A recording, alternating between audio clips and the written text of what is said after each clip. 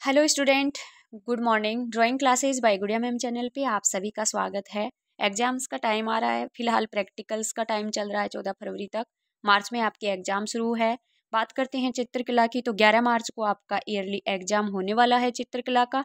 और उसी एग्जाम में आपको बेनिफिट हो, एक बहुत बड़े क्वेश्चंस का संग्रह लेकर मैं आज आई हूँ इस वीडियो में। चैप्टर 2 राजस्थानी चित्रशैली, जो कि आपका बहुत इंपॉर्टेंट चैप्टर समझो आप इसे, क्योंकि इसमें से 2 नंबर का तो बड़ा क्वेश्चन आएगा बच्चों, 2 नंबर का। और इसमें से छोटे यानी 1 नंबर का जो है बचता है, 3 नंबर का चैप्टर है ये, तो वो 1 नंबर का 1.5 या 3/4 कैसे भी करके वो 1.5 के 2 दे देंगे इस तरह से। और ऑब्जेक्टिव टाइप में और फिल ब्लैंक में इसके 2 क्वेश्चन पूछने के चांसेज और होते हैं। तो ये चैप्टर आपका मोस्ट इम्पोर्टेंट चैप्टर मानिए आप, राजस्थानी चित्रशैली। मैं सबसे पहले आपको बता दूं कि इसका जो 2 नंबर का क्वेश्चन आएगा, 17 या 18 का जो क्वेश्चन आएगा उसमें, या तो 17 के क्वेश्चन में या 18 के क्वेश्चन में, तो उसमें अथवा में आएंगी 2 शैलियाँ पूछी जाएंगी। अथवा में 2 शैलियों का वर्णन पूछा जाएगा। जैसे लास्ट ईयर पूछा था, जोधपुर शैली को का विस्तार पूर्वक वर्णन कीजिए, और अथवा में पूछा था जयपुर शैली का विस्तार कीजिए। तो जोधपुर जयपुर आप रीड तो आपको देखो करनी है, क्योंकि वहाँ से छोटे क्वेश्चन उठ सकते हैं जयपुर जोधपुर को। लेकिन इसके अलावा जो बचती है, मालवा शैली है, मेवाड़ शैली है, बूंदी कोटा किशनगढ़ बीकानेर, ये आपको अगर बूंदी कोटा किशनगढ़ बीकानेर 4 अगर शैलियाँ आप पक्की याद करते हो तो आपको 2 अथवा में मिल जाएंगी। उसके बाद में बात करते हैं कि यहाँ जो छोटे क्वेश्चन है, तो वो वाले जो छोटे क्वेश्चन है वो आप इस वीडियो से पढ़ सकते हो। ऐसा कोई क्वेश्चन मैंने नहीं छोड़ा कि जहाँ से क्वेश्चन बन रहा और मैंने छोड़ दिया। मैंने 100% ये कोशिश की है कि बच्चों को छोटे क्वेश्चन के लिए कि किसी भी तरीके से परेशान न होना पड़े। सारे क्वेश्चनों का एक संग्रह सा ही समझो आप, बहुत सारे क्वेश्चन इस वीडियो में है, तो आप एक बार इसको ज़रूर पढ़िए। तो शुरू करते हैं, ज़्यादा समय नहीं लेते हुए, क्योंकि वैसे भी 20-25 मिनट का हो सकता है। थोड़ा सा एक्सप्लेनेशन करूँगी मैं साथ ही क्वेश्चंस का। और इससे पहले मैंने जो वीडियो डाला है वो पांडुलिपि चैप्टर के जितने छोटे क्वेश्चन बनते हैं वो सारे के सारे हैं। कहीं पे भी आपको ये नहीं है कि हमें छोटे क्वेश्चन खोजने हैं, सर्च करने हैं। उस वीडियो में सारे क्वेश्चन हैं, तो वो आप वहाँ से फ़ायदा उठा सकते हो उसका। और ये है चैप्टर 2 राजस्थानी चित्रशैली। आपकी जो पास मार्किंग है वो 6 नंबर की होती है 24 में से। 24 का मेन एग्जाम है, उसमें 6 नंबर पास मार्किंग के चाहिए, तो 3 नंबर तो ये चैप्टर ही लेके बैठा आपका। तो इम्पोर्टेंट चैप्टर है ये। पहला प्रश्न, बनी ठनी किस शैली का चित्र है? आपको पता है ये किशनगढ़ शैली, जो सावन सिंह के शासक वाली थी, मोर ध्वज निहालचंद उसके मेन आर्टिस्ट थे, तो इसमें आ जाएगा किशनगढ़ शैली। फिर देखिए आगे नेक्स्ट 2 का क्वेश्चन है, किशनगढ़ शैली के प्रमुख चित्रकार मोर ध्वज निहालचंद। लास्ट ईयर फिल ब्लैंक में ये पूछ लिया है। फिर देखिए मेवाड़ में 1605 में रागमाला के चित्रकार कौन थे? अब मैं रागमाला के बारे में थोड़ा सा आपको बताऊंगी कि रागमाला ग्रंथ ऐसा है, वो राजस्थानी शैली में बार बार चित्रित हुआ है। मैंने टाइम ये डिपिक्ट हुआ है, चित्रित हुआ है। तो यहाँ से छोटे क्वेश्चन बनने का मतलब ये है कि इसको जितनी बार ये चित्रित हुआ है, अलग अलग आर्टिस्ट ने अलग अलग समय पर इसको चित्रित किया है। तो यहाँ से इंपॉर्टेंट क्वेश्चन, सबसे पहले ये 1605 में मेवाड़ में चित्रित हुआ है। सबसे पहले 1605 में मेवाड़ में रागमाला का चित्रण हुआ है, और किसने किया है? तो इम्पोर्टेंट क्वेश्चन बन गया। मेवाड़ में 1605 में रागमाला निसारदीन ने चित्रित किया है। किसने चित्रित किया? निसारदीन ने। इम्पोर्टेंट क्वेश्चन है ये। फिर देखिए, साबुद्दीन तथा मनोहर राजस्थान की किस शैली के चित्रकार थे? मेवाड़ शैली के थे, देख लेना। ढोलामारू किस शैली की करती है? मेवाड़ शैली के। कई बार रिपीट होता है क्वेश्चन, इंपॉर्टेंट है। बूंदी शैली की चित्रकला किस शासक के संरक्षण में फलीभूत हुई? किस शासक के संरक्षण में विकसित हुई? शासक एक ही पूछा है तो राव छत्रसाल, शासकों पूछे तो राव छत्रसाल और उनके पुत्र भाव सिंह का भी वो था, योगदान था, तो दोनों का नाम आ जाएगा। कोटा बूंदी कब तक एक ही राज्य थे? अब आ जाइए कोटा बूंदी में, तो ये 1625 तक एक ही राज्य थे। कोटा शैली का जो परिचय हम पढ़ते हैं कि शिकार के दृश्यों के लिए कोटा शैली जानी जाती है। फिर हमने ये पढ़ा है, आपने नोट्स में किया होगा, मैंने करवाया मेरे स्टूडेंट्स को, बूंदी और कोटा 1626 ईस्वी तक एक ही राज्य थे। ये मैंने लाइन है वो अंडरलाइन भी करवाई हुई है, यहाँ से मैंने छोटा क्वेश्चन भी बना दिया। क्योंकि ये जो जहांगीर था ना, मुगल शासक, तो बूंदी साम्राज्य को उसने विभाजित किया था। क्यों? क्योंकि इनका जो एक था, जो जहांगीर का पुत्र खुर्रम, तो उसका जो विद्रोह था उसके खिलाफ, और बूंदी के जो शासक हैं भोज सिंह हैं, यानी बूंदी के जो राव रतन सिंह हैं, यानी बूंदी के बहुत सिंह के पुत्र थे वो मधु सिंह थे। तो मधु सिंह ने इस विद्रोह में और सहयोग किया था। तो इससे खुश होकर के फिर जहांगीर ने बूंदी साम्राज्य को 2 पार्ट में डिवाइडेड किया था और एक भाग है वो मधु सिंह को एज ए गिफ्ट यानी पुरस्कार स्वरूप दे दिया था। तो 1625 के बाद ये हुआ था। 1625 तक दोनों साम्राज्य हैं वो एक ही थे, कोटा बूंदी। तो ऐसे इसका आप जो वर्णन करते हो कोटा का तो आपको एक्सप्लेनेशन देना पड़ेगा, ठीक है। तो 1625 तक एक ही थे, ये ऐसे बता दोगे। कलाकार वीरजी द्वारा 1623 में पाली में किस ग्रंथ का चित्रांकन? मैंने पहले ही बताया, राजस्थानी चित्रशैली में मैनी टाइम्स रागमाला डिपिक्टेड हुई है। तो सबसे पहले 1605 में निसारदीन ने की थी मेवाड़ में। अब कलाकार वीरजी हैं, कलाकार का नाम वीरजी है। 1623 में पाली में चित्रित किया रागमाला को। कैसे भी घुमा फिरा के पूछे कि पाली में 1623 में रागमाला किसने चित्रित की, आंसर वीरजी आ जाएगा। वीरजी ने 1623 में रागमाला कहाँ चित्रित की, पाली आ जाएगा। कैसे भी घुमा फिरा के पूछे, इतना ध्यान में आपको होना चाहिए। हरिवंश सूरसागर 2 ग्रंथ है जो 17वीं शताब्दी के अंत में चित्रित हुए। तो यहाँ पर आपको 17वीं शताब्दी करेक्ट आंसर चूज करना पड़ेगा। नेक्स्ट क्वेश्चन हमारा है राधाकृष्ण की चित्रकलाएं कौन से ग्रंथ में? तो गीत गोविंद है जिसमें भगवान श्री कृष्ण की रासलीलाएं हैं। नेक्स्ट 1488 में किसने बीकानेर में राजस्थान का सबसे प्रमुख राज्य स्थापित किया? तो राव बिका राठौड़ ने किया था। राव बिका राठौड़ ने बीकानेर में राजस्थान में बीकानेर राज्य की स्थापना कब की? 1488 में आ जाएगा। कैसे भी पूछ ले, राव बिका राठौड़, 1488, बीकानेर, ऐसे तीनों का कनेक्शन है वो आपको ध्यान रहना चाहिए। ये है आपका बीकानेर शैली से क्वेश्चन। अजीत सिंह ने औरंगजेब से कितने वर्ष युद्ध किया था? तो इसने 25 वर्ष तक युद्ध किया था। जयपुर शैली की चित्रकला का उद्भव कहाँ हुआ था? मैं थोड़ा सा फास्ट क्वेश्चन रीड कर रही हूँ, आप वीडियो में आराम से भी देख सकते हो क्योंकि क्वेश्चन संख्या ज़्यादा है, इसलिए मैं थोड़ा सा ज़्यादा आपका टाइम है वो नहीं लूँगी यहाँ पे। तो जयपुर शैली की चित्रकला का उद्भव कहाँ हुआ? आमेर में हुआ था। आपने जो जयपुर शैली पढ़ी है उसकी प्रारंभिक परिचय पढ़ा है आपने, इनिशियल इंट्रोडक्शन, उसमें हमने ये चीज़ पढ़ी है। बीकानेर शैली का प्रवर्तक किसे माना जाता है? तो महाराजा अनूप सिंह को माना जाता है, महाराजा अनूप सिंह को। किशनगढ़ के राजा साहू सिंह किस उपनाम से प्रसिद्ध है? नागरीदास इनका उपनाम था, नागरीदास, क्योंकि ये बहुत बड़े उच्च कोटि के कवि थे। जब ये कविताएं करते थे तो अपनी कविताओं पर ये साहू सिंह नहीं लिखते थे, नागरीदास लिखते थे, इसलिए इनका जो निकनेम है, उपनाम है, वो नागरीदास पड़ गया था। निहालचंद किस राज्य के महाराजा सावन सिंह का आश्रित चित्रकार? मैंने स्टार्टिंग में पहले क्वेश्चन में बता दिया था, किशनगढ़ के राजा सावन सिंह का आश्रित यानी दरबारी आर्टिस्ट था निहालचंद, कोर्ट आर्टिस्ट, किशनगढ़ राज्य का। नेक्स्ट, महाराजा सवाई जयसिंह ने जयपुर शहर का निर्माण कब करवाया? आपको पता ही है, 1727 में करवाया था। इंपॉर्टेंट है, जीके लेवल का क्वेश्चन है ये। कौन सी शैली की सबसे प्रमुख विशेषता? नारी सौंदर्य, पता ही है आपको, किशनगढ़ शैली। एग्जाम्पल पूछे तो बनी ठनी पेंटिंग है वो सौंदर्य की दृष्टि से जो मोनालिसा की पेंटिंग है उससे मुकाबला करती है, तो तुलना भी की गई है उससे इसकी। प्रताप सिंह ने कितने कलाकारों को काम दिया? 50 आर्टिस्ट। मैंने बच्चों को याद भी करवा रखा है ये वाला क्वेश्चन, इस तरह के सारे जो क्वेश्चन है। कौन से ग्रंथ में भगवान श्री कृष्ण के जीवन से उसकी लीला तक के विभिन्न जो दृश्य हैं वो है? तो भागवत पुराण है, गीत गोविंद है, भागवत पुराण है, इन सब में कृष्ण से संबंधित हैं। फील ब्लैंक की बात करें तो राजस्थानी चित्रशैली नामक शब्द ऐसी चित्रशैली से संबंधित है जो कि विभिन्न खालिस्तान में विकसित हुई थी, तो विभिन्न रियासतों और ठिकानों में विकसित हुई थी। नेक्स्ट हमारा क्वेश्चन है, इनके जो फील ब्लैंक है वो आप देख लेना। प्रसिद्ध विद्वान आनंद कुमार स्वामी आएगा, क्योंकि 1916 में राजपूत चित्र शब्द का प्रयोग भी किया था आनंद कुमार स्वामी ने, और आनंद कुमार स्वामी ने राजपूत पेंटिंग नामक पुस्तक भी लिखी थी। राजपूत चित्रकला का इतना गहन अध्ययन किया था इन्होंने। कृष्ण सभी लोगों को भाते थे, उन्हें न केवल एक देवता बल्कि एक आदर्श प्रेमी के रूप में भी पूजा जाता था। यहाँ जाएगा फील ब्लैंक में, एक आदर्श प्रेमी। खालिस्तान का वातावरण 18वीं शताब्दी में आगे बढ़ते हुए लौकिक एवं दरबारी हो गया था, तो ये मेवाड़ चित्रकला का हो गया था। 18वीं शताब्दी में लौकिक हो गया था, दरबारी। 1591 में चित्रित खालिस्तान बूंदी कला के प्रारंभिक और रचनात्मक चरण को तो बूंदी रागमाला आ जाएगा। 1591 में चित्रित हुई थी बूंदी रागमाला, ठीक है। बूंदी में भी रागमाला चित्रित हुई है, वो 1591 में चित्रित हुई है बूंदी रागमाला, चुनार नामक स्थान पर, जो कि बनारस के पास चुनार नामक स्थान है वहाँ पर। तो ये भी इंपॉर्टेंट क्वेश्चन है। ये क्वेश्चन की हमने बात कर ली। 1488 में राव बिका राठौड़ ने खालिस्तान में यानी बीकानेर में, ठीक है, बीकानेर आ जाएगा यहाँ पे। तो फिर देखिए one liner question very important. कवि प्रिया ग्रंथ किसने लिखा? कवि केशवदास ने लिखा था। रसमंजरी ग्रंथ भानुदत्त ने लिखा था।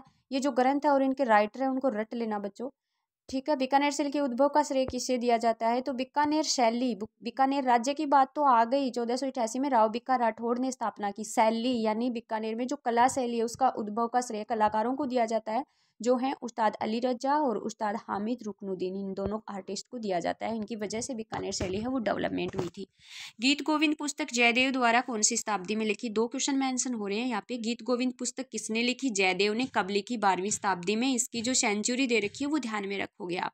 राजस्थानी चित्रशैली में कौन कौन से स्थानों को शामिल किया गया है? कोई 3 नाम लिखिए। तो राजस्थानी शैली में हम जो मालवा, मेवाड़, बूंदी, जयपुर, जोधपुर ये जो पढ़ते हैं, किशनगढ़ है, बीकानेर है, कोटा है, इनमें से कोई 3 देने हैं आपको। तो बूंदी, जयपुर, जोधपुर मैंने यहाँ पे दिया है।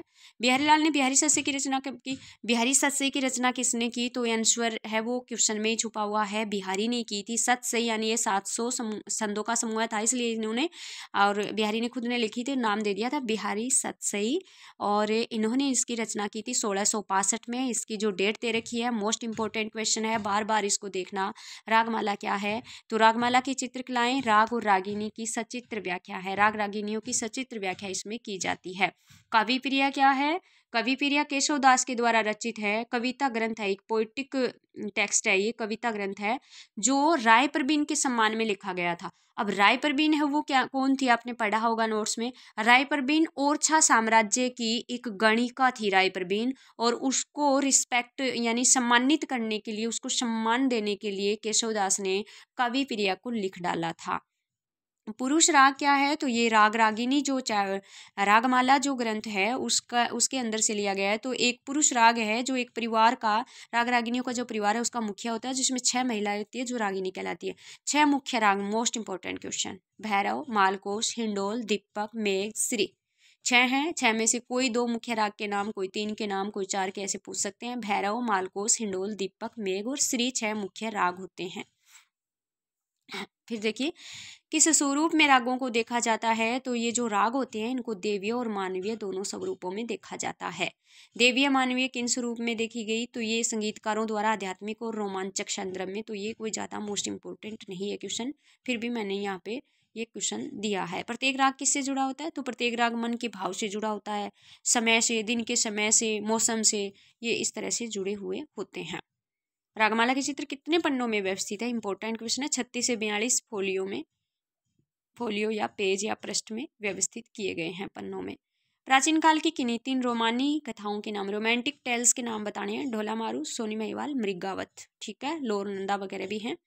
चित्रकला शैली या राजस्थानी शैली के पसंदीदा ग्रंथ है तो रामायण, महाभारत, भागवत पुराण, देवी महात्म्य में ये चित्रित हुए थे। अधिकतर जो चित्र हैं किसका लेखा जोखा है? तो दरबार के दृश्य और ऐतिहासिक क्षण सबसे ज्यादा चित्रित किए गए हैं राजस्थानी शैली में। दरबार के दृश्य, ऐतिहासिक क्षण किसको प्रदर्शित करते हैं? तो ये दरबार के दृश्यों में तो जैसे राजाओं द्वारा शिकार करना, कुछ मुद्दे, कुछ विजय के दर्शन, विजय प्राप्त करना, इस तरह के हैं। मालवा शैली कब फलीभूत हुई? मोस्ट इंपॉर्टेंट क्वेश्चन है। 1600 से 1700 ईस्वी, इसका समय याद रखोगे। कहाँ फैल गई थी? तो ये मध्य भारत के एक विशाल भूभाग पर फैल गई थी मालवा शैली। मालवा शैली के 3 अन्य शहर भी थे जहाँ तक इसका विस्तार हो गया था। तो मांडू, नुसरतगढ़, नरसयांग शहर में भी ये बढ़ गई थी, फैल गई थी, प्रभाव पड़ गया था मालवा शैली का। तो ये तीनों जगह के नाम भी इम्पोर्टेंट है। कहाँ से मालवा के बहुत सारे चित्रों को खोजा गया? तो दतिया राजमहल से, ये इम्पोर्टेंट है। मुगल शैली कौन सी शताब्दी में विकसित हुई? 16वीं शताब्दी में। मुगल शैली किन दरबारों में विकसित हुई? दिल्ली, आगरा, फतेहपुर सीकरी, लाहौर दरबार में। मुगल शैली किनके द्वारा शासित थी? तो ये मुगल शासकों द्वारा नियुक्त शक्तिशाली एवं धनी गवर्नरों के द्वारा शासित थी। दक्षिण शैली कौन सी शताब्दी में? 16वीं शताब्दी में हो गया। नेक्स्ट क्वेश्चन, मेवाड़ शैली किससे विशेष रूप से जुड़ी हुई है? तो रागमाला से। मेवाड़ शैली, रागमाला कब चित्रित हुई थी, की गई थी? क्वेश्चन थोड़ा सा यहाँ पे हो गया ये। रागमाला मेवाड़ में कब चित्रित हुई? यहाँ पे ये सही रहता, क्योंकि रागमाला तो बार बार चित्रित हुई है, अलग अलग शैलियों में चित्रित हुई है। एक बार चित्रित होती है तो पूछते हैं कब चित्रित हुई थी। रागमाला मेवाड़ में कब चित्रित हुई थी? तो रागमाला मेवाड़ में 1605 में चाउंड नामक जगह पर चित्रित हुई थी, कलाकार निसारदीन के द्वारा। देखिए ये क्वेश्चन सही है। किस कलाकार ने चाउंड में 1605 में रागमाला चित्रित की थी? निसारदीन नामक कलाकार ने चित्रित की थी। जगत सिंह प्रथम का शासन काल कब से कब तक? तो 1628 से 1652 तक था। कलाकार मनोहर का सबसे प्रभावशाली चित्रण कार्य क्या था? रामायण का बालकांड 1649 में चित्रित किया था। क्वेश्चन ऐसे पूछ लिया जाए, रामायण का बालकांड कब और किसने चित्रित किया? कलाकार मनोहर ने चित्रित किया था, 1649 में चित्रित किया था। युद्ध कांड पूछ लिया है, एक बाल कांड चित्रित हुआ है, एक युद्ध कांड चित्रित हुआ है, साहबदी ने किया था, वो पूछ लिया है लास्ट ईयर।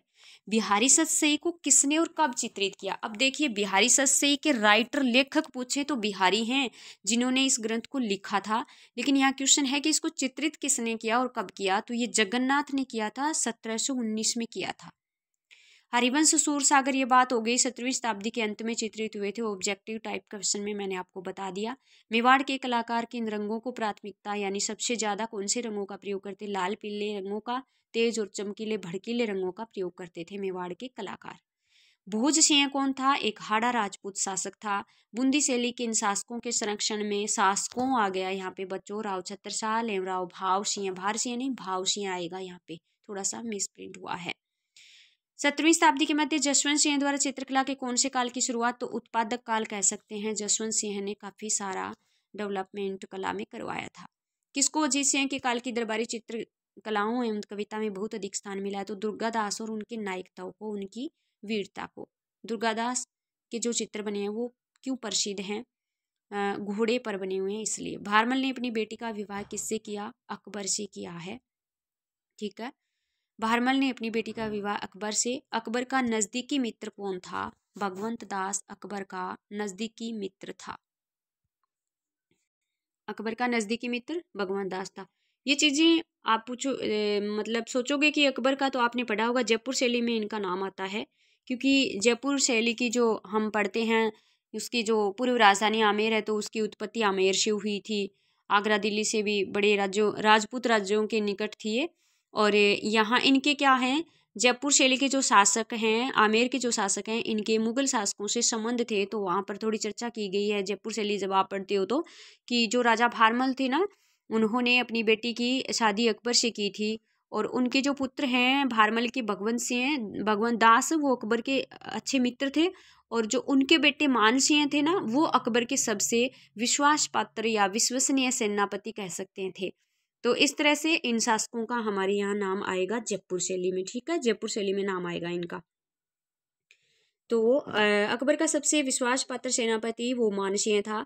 और ये जो चित्र बनाए जाते थे फिर कहाँ रखे जाते थे? सूरत खाना में। कला शैली का प्रसिद्ध कलाकार जयपुर शैली में कौन था? तो जयपुर शैली का प्रसिद्ध कलाकार है वो साहिबदीन था, सॉरी साहिब राम था, साहिब राम, ठीक है, साहिब राम था। नेक्स्ट फिर देखिए, जयपुर शैली में दूसरा प्रसिद्ध कलाकार बात करें तो मुहम्मद शाह था। पहला साहिब राम था, दूसरा मुहम्मद सिंह था। नेक्स्ट फिर देखिए, जयपुर शैली में सोने का या स्वर्ण का अत्यधिक प्रयोग कौन सी शताब्दी के पूर्वार्ध तक? तो 19वीं शताब्दी के पूर्वार्ध तक सोने का प्रयोग। भागवत पुराण की शैली का विशिष्ट उदाहरण है? तो मालवा शैली का है। नेक्स्ट क्वेश्चन देखिए, मारूरागनी कहाँ संग्रह है, कहाँ का संग्रह है? तो ये राष्ट्रीय संग्रहालय नई दिल्ली का है। मारूरागनी संग्रह राष्ट्रीय संग्रहालय नई दिल्ली का, भारत में।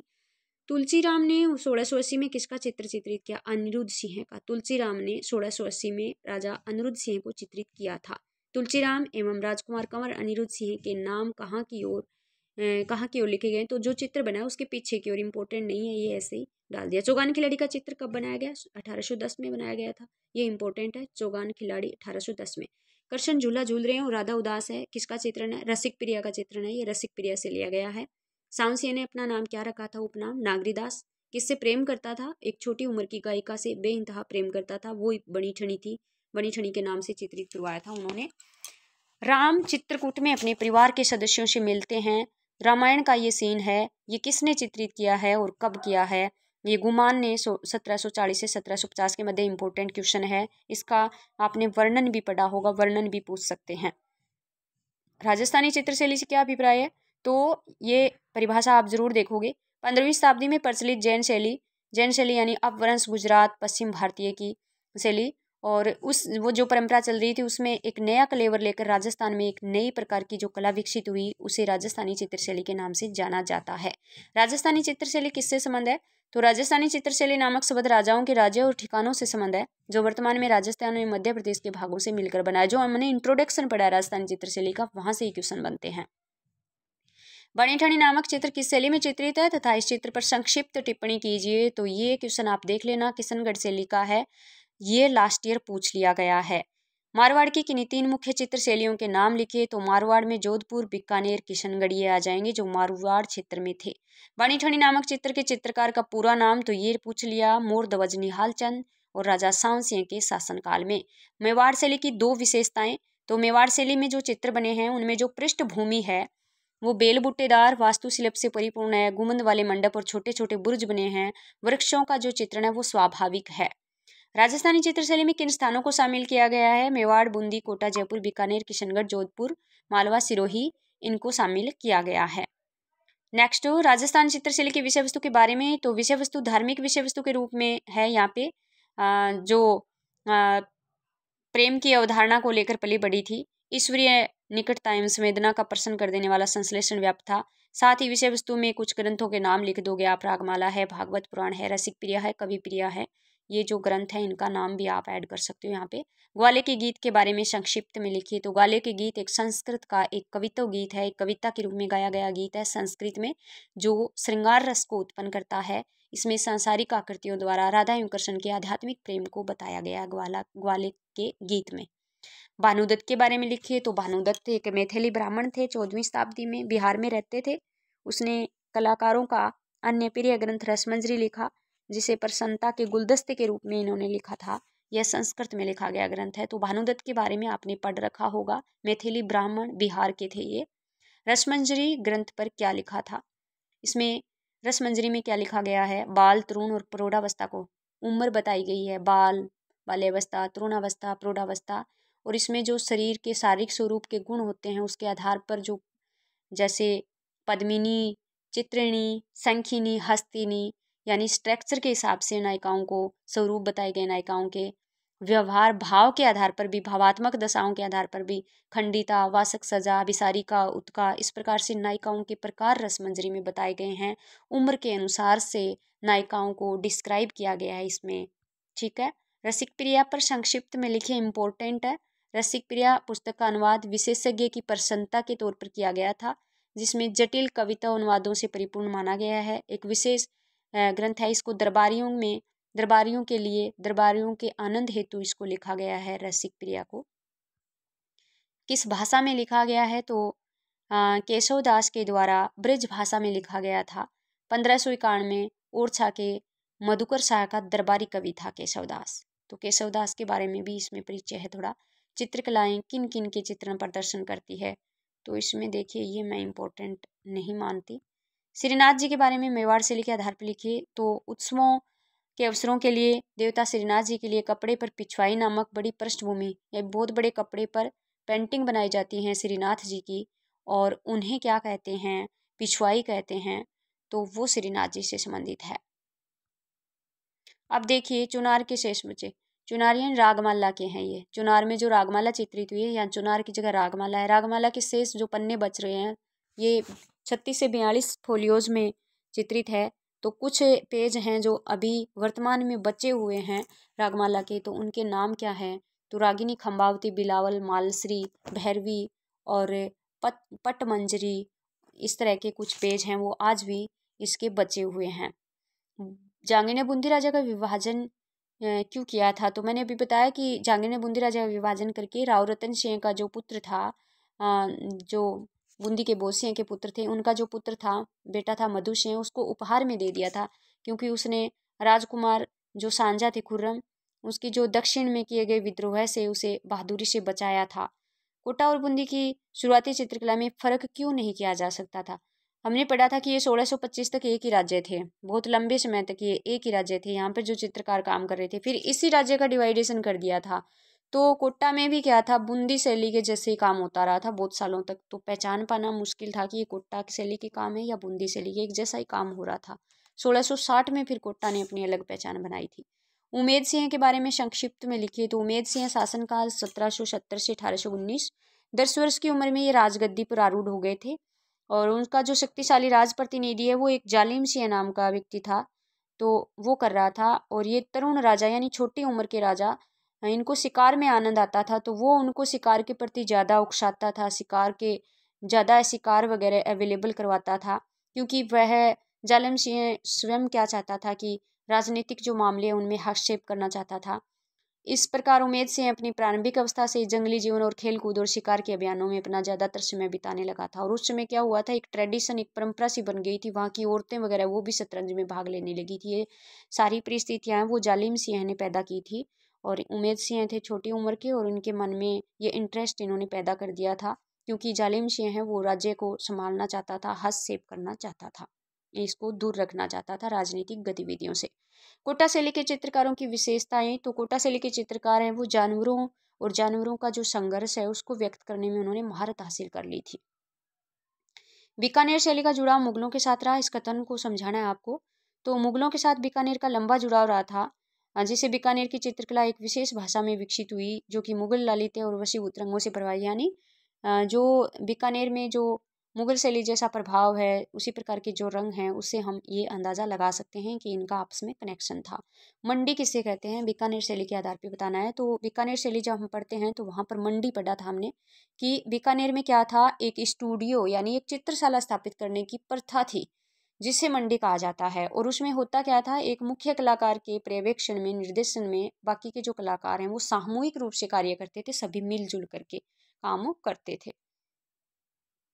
उस्ताद या उस्ताद कहकर किसे पुकारा जाता था, बीकानेर शैली के कलाकारों को उनकी जो चित्र बनाने की अनोखी परंपरा रही है, और वंशावली की सूचना के आधार पर वो लोग चित्रांकन करते थे, इसलिए उन्हें उस्ताद या उस्ताद कहकर पुकारा जाता था। तो बीकानेर के कलाकार हैं वो उस्ताद या उस्ताद कहकर पुकारे जाते हैं, और उन्हीं कलाकारों की बदौलत ये बीकानेर शैली है उसका ये आई थी, इसका डेवलपमेंट हुआ था। बीकानेर राज्य का नहीं, वो तो 1488 में राव बिका राठौड़ मैंने बता ही दिया था।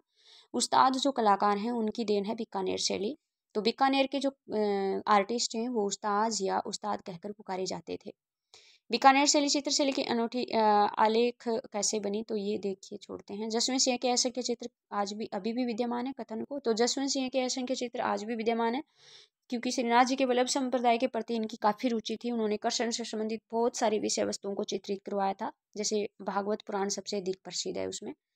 जोधपुर चित्रशैली के अंतिम विकासात्मक काल के बारे में, तो लास्ट ईयर जोधपुर शैली तो पूछ लिया, लेकिन इसका अंतिम विकासात्मक चरण है वो मानसिंह के शासनकाल से मिलता है, जिनका 1803 से 1843 समय था। उनके काल में रामायण 1804 में चित्रित हुई, ढोला मारू पंचतंत्र 1804 में चित्रित हुआ, शिवपुराण जैसे महत्वपूर्ण चित्र बने थे जो जोधपुर शैली के अंतिम विकासात्मक काल के हैं। तो थोड़ा सा आप छोटा क्या पता पूछ ले क्वेश्चन। स्वाई जयसिंह किस ओर आकर्षित हुआ, तो स्वाई जयसिंह वैष्णववाद की ओर आकर्षित हुआ था। जैसे उसने वैष्णव धर्म को मानने वाले राधा कृष्ण के को मानते हैं, तो राधा कृष्ण की असंख्य चित्र इसने बनवा दिए थे। स्वाई माधो सिंह हैं किन से आकर्षित हुआ था, तो स्वाई माधो सिंह हैं दरबारी जीवन की घटनाओं से आकर्षित हुआ था। स्वाई प्रताप सिंह के समय क्या हुआ था, स्वाई प्रताप सिंह के समय शाही चित्र, दरबारी चित्र, दरबारों की शान शौकत, वैभव, प्रदर्शन, साहित्यिक चित्र, धार्मिक ग्रंथ, गीत गोविंद, रागमाला, भागवत पुराण आदि को नए सिरे से इसने प्रोत्साहन मिला, नए तरीके से चित्रित इसने करवाया था। स्वाई माधो सिंह है किन से आकर्षित हुआ, ये हो ही गया। प्रताप सिंह वाला भी हो गया। जयपुर शैली में किन को प्राथमिकता, तो जयपुर शैली में बड़ी आकृति के रूपों को प्राथमिकता दी गई, सजीव चित्र बनाए गए। भागवत पुराण क्या है, भागवत पुराण को वर्णित करते दृश्य, भागवत पुराण श्री कृष्ण के जीवन और उनकी कृष्ण लीलाओं के विभिन्न दृश्यों को दर्शाता है, ठीक है, जो कि उस समय के आर्टिस्टों की विषय वस्तु रहे हैं। चौगान खिलाड़ी की चित्रकला में बताया गया है कि यह मुख्य न्यायालय से भी हो सकता है, यानी स्पष्ट करो। अब ये जो चित्र है ये मुख्य दरबार की है, क्योंकि ये कई शैलियों का प्रभाव इस पे है। जिस तरह से महिलाओं को चित्रित किया गया है जैसे मुगल शैली की हैं, इससे चौगान खिलाड़ी में जो घोड़े बने हैं वो दक्षिण का प्रभाव है उन पर, तो कह सकते हैं कि इस पर कई प्रकार की शैलियों का प्रभाव है। पूछने का मतलब ये है। चौगान खिलाड़ी की विशेषता बतानी है, तो चेहरे की विशेषताएं बूंदिया किशनगढ़ शैली की सी लगती है। हरी पृष्ठभूमि, समतल मैदान है जो स्वदेशी सा लगता है। तो इस तरह से ये विशेषताएं हैं। माताओं को देखकर राम लक्ष्मण सीता जी ने क्या किया था, तो माताओं को देखकर राम लक्ष्मण सीता जी सम्मान से झुक जाते हैं। दुख में व्याकुल कौशल्या राम के पास दौड़कर उसे बाहों में भर लेती है। तो ये तो मैंने वर्णन के बीच में से दिया है, जो वर्णन था, जो राम सीता और लक्ष्मण से जो भरत मिलने के लिए जाते हैं ऋषियों के साथ, वो वाला चित्र का जो वर्णन है वहाँ बीच में से लिया। ये मालवा राजपूत चित्रशैली की धुरी कहा रहा था कथन की पुष्टि। तो आनंद कुमार स्वामी ने 1619 में राजपूत चित्र नामक शब्द का प्रयोग किया। कुमार स्वामी ने विशेष रूप से इस शब्द का प्रयोग किया था कि मुगल चित्रकला शैली से राजस्थान चित्रकला शैली को अलग श्रेणीबद्ध करने में दोनों में भिन्नता बताने के लिए किया था। इसलिए मालवा, जिसमें मध्य भारत की रियासतें थी, पहाड़ी शैली, पहाड़ी या उत्तर पश्चिम भारत के हिमालय क्षेत्र के पर्वतीय प्रदेश शामिल थे इसमें। ठीक है, तो राजपूत चित्रशैली की परिधि और सीमा में ये शामिल थे। भारतीय चित्रकला का अध्ययन कब से चला आ रहा है? कुमार स्वामी के लिए। तो ये जो परिचय आपने पढ़ा था स्टार्टिंग में से थोड़ा है, यहाँ से आप देख लोगे। ये क्वेश्चन कोई मोस्ट इम्पोर्टेंट नहीं है, इसमें से छोटे क्वेश्चन पूछे जाएंगे और बड़ा क्वेश्चन है वो सीधा शैली को डिस्क्राइब करवाएंगे, आपसे वर्णन करवाएंगे। ठीक है, वसली जरूर देख लेना। मैंने वसली है वो क्या है, तो एक कागज़ के ऊपर कागज़ गोंद से बहुत सारे कागज़ों को चिपका करके और मोटा सा एक कागज़ तैयार किया जाता है। तो ये वसली वाला आप ज़रूर देखोगे। फिर उसके ऊपर किस तरह के रंग लगाते हैं, कैसे लगाते हैं, कौन से ब्रश का प्रयोग करते हैं, इस तरह से वसली वाला इम्पोर्टेंट है। कवि प्रिया के बारे में मोस्ट इम्पोर्टेंट, केशवदास द्वारा कवि प्रिया कविता ग्रंथ है। राय प्रवीण जो ओरछा की एक गणिका थी उसके सम्मान में लिखा गया था। प्रसिद्ध दरबारी प्रेम की गाथा है। 10वें अध्याय कवि प्रिया के 10वें अध्याय यानी 10वां अध्याय 12 मासा है। तो वर्ष के 12 महीनों के मौसम का चित्रण किया गया है। उसमें विभिन्न प्रकार से यानी मौसम में लोगों के दैनिक जीवन का वर्णन किया गया है। मन के भाव भी जोड़े गए हैं। इन 12 महीनों में जो त्यौहार है उनको भी बताया गया है। नायिकाएं नायक है वो किस तरह से इन 12 महीनों में अपने उनके अलग अलग भाव होते हैं, वो सारी चीज़ें बताई गई है। तो कवि प्रिया मोस्ट इम्पोर्टेंट।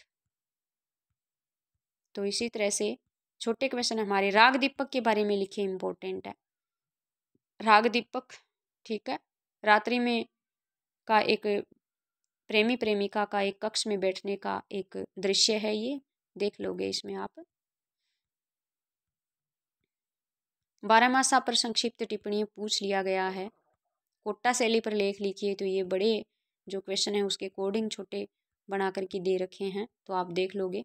ज़्यादा इसमें मोस्ट इम्पोर्टेंट जो रहेंगे वो छोटे ही क्वेश्चन रहेंगे। किशनगढ़ शैली की विशेषताएं, तो ये विशेषताएं देख लोगे। नारी विशेषता सबसे इम्पोर्टेंट है, बनी ठनी वाली है किशनगढ़ शैली। तो किशनगढ़ शैली की विशेषताओं में आप देख लोगे धनुषाकार भौहें, कमल की पंखुड़ी के समान आँखें, हल्की गुलाबी रंग की झुकी हुई पलकें, तीखी पतली नाक, सीधी पतले होंठ, ये किशनगढ़ शैली की विशेषता है। किशनगढ़ शैली के बारे में तो पूरा ही पक्का याद करना इम्पोर्टेंट है। निहाल चंद पर टिप्पणी पूछे तो निहाल चंद सावंसिया का सबसे प्रसिद्ध श्रेष्ठ कलाकार था। 1735 से 1757 के मध्य निहाल चंद ने सावंसिया के लिए कार्य किया था और सावंसिया की कविताओं के चित्र बनाए, जिसमें राधा कृष्ण के देवीय प्रेम को भी इसने चित्रित किया है। बनी ठनी का चित्र इसने बनाया था। ठीक है, तो इस तरह से आप देख लोगे ये सारे क्वेश्चन। आगे थोड़े बड़े बड़े क्वेश्चन आ रहे हैं। उम्मीद, ये छोटे वाले बीच में आ गए जो दोबारा आए हैं। उम्मेद सिंह के उत्तराधिकारी बिशन सिंह कब तक बूंदी कोटा एक ही राज्य थे? 1625 तक। ये हो गए हमारे क्वेश्चन। कोटा की अपनी शैली कब प्रारंभ हुई? 1660 के आसपास। ठीक है, बीकानेर में राजस्थान का सबसे प्रमुख राज्य ये हो गया 1488 में। तो ये सारे छोटे क्वेश्चन हैं, ये हमारे हो गए हैं, इंपॉर्टेंट क्वेश्चन है, बिल्कुल भी स्किप ना करें। हो सके तो आप नोट कर सकते हो और बार बार देख करके भी याद कर सकते हो। ये दोबारा आ रहे हैं वही वाले क्वेश्चन, PDF में आ गए ऐसे ही। तो 35 मिनट का के लगभग ये वीडियो हो गया है। छोटे क्वेश्चन सारे हैं इसमें, इम्पोर्टेंट क्वेश्चन है और इन क्वेश्चन से अगर आपको फ़ायदा होता है तो मुझे बहुत बड़ी खुशी मिलती है। और अगर आपको लगे कि ये मैंने मेहनत की आपके लिए, तो आप एक लाइक, एक प्यारा सा कमेंट कर देना ज़रूर। और अगर किसी ने अभी तक मेरे वीडियो को सब्सक्राइब नहीं किया है तो सब्सक्राइब कर देना। ठीक है, और मैं कोशिश करती हूँ जैसे जैसे मेरे को टाइम मिलता है वैसे मैं कोशिश करूँगी कि 6 चैप्टर और बचे हैं तो उनके एग्ज़ाम से पहले पहले छोटे क्वेश्चंस की वीडियो मैं अवेलेबल करवा दूँ आपको। तो नेक्स्ट डे ही मेरी कोशिश रहेगी 3rd चैप्टर के जो क्वेश्चन है वो डालूँगी मैं, छोटे क्वेश्चन। और एक वीडियो मैं ऐसा डालूँगी जिसमें मैं 10-15 बड़े क्वेश्चन डालूँगी, 10 क्वेश्चन के लगभग ही डालूँगी। उनमें से आपको बड़े क्वेश्चन हैं वो उन्हीं में से आपके आ जाएँ। 10 क्वेश्चन का एक वीडियो डालूँगी मैं, तो बड़े क्वेश्चन उसमें से आ जाएँ। तो क्या है कि 24 का पेपर है बच्चों आपका, तो उसमें से सबसे पहले आपको इतना बड़ा पेपर आएगा आपका, तो उसमें क्या करोगे आप 6 नंबर कलेक्ट करोगे सबसे पहले। तो 6 नंबर आपका आपको ऐसे विश्वास हो जाएगा कि हाँ ठीक है, हमने 6 नंबर का काम कर लिया, इसमें हमारे 6 नंबर आ जाएंगे। उसके बाद आप रिलैक्स माइंड होके उस पूरे पेपर को सॉल्व करने की कोशिश करोगे। तो बूंद बूंद से ही घड़ा भरता है। तो इस प्रकार से अगर आपकी बिल्कुल भी मतलब कम तैयारी है, वो बच्चा भी 24 में से अगर 15 लेके आता है, तो उधर 70 नंबर प्रैक्टिकल के होते हैं, 6 नंबर शतरंज के स्कूल से भेजे जाते हैं, 76 नंबर तो वो 76 नंबर तो वही हो जाते हैं, 67 + 15 करके देखो तो आपके इस तरह से जो क्वेश्चन हैं वो अंक हैं वो अच्छे हो जाएंगे। ठीक है, जिनकी अच्छी तैयारी है वो तो मैं तो कहती हूँ 24 में से 24 ही लेके आए, क्योंकि मेरे जो स्टूडेंट हैं वो एक स्टूडेंट के तो आते ही आते हैं 100, और 99 और 98 97 के तो काफ़ी सारे बच्चे होते हैं। तो आपको इस हिसाब से छोटे क्वेश्चन है उनको बिल्कुल स्किप नहीं करना है। एक दिन में आपका किस प्रकार से कितने किस हिसाब से क्वेश्चन आते हैं वो पेपर का भी एक छोटा सा 5-7 मिनट का वीडियो बना के मैं डालूंगी। आज के लिए बस इतना ही। धन्यवाद।